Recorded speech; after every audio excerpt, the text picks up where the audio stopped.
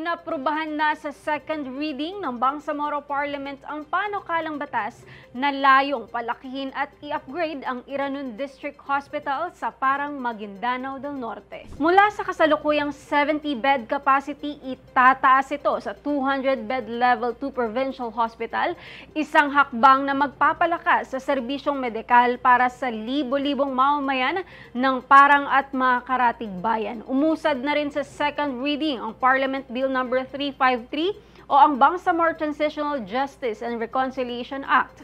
Layunin ng panukalang batas na ito na magtatag ng komisyon na tututok sa pagresolba ng mga human rights violations sa Mindanao, kabilang na ang pagbigay ng hustisya sa biktima ng karahasan at pang-aabuso.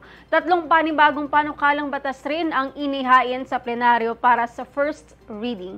Muling magpapatuloy ang sesyon ng Bangsamoro Parliament sa May 19 kung saan inaasang tatalakayin pa ang mas maraming panukalang batas at resolusyon.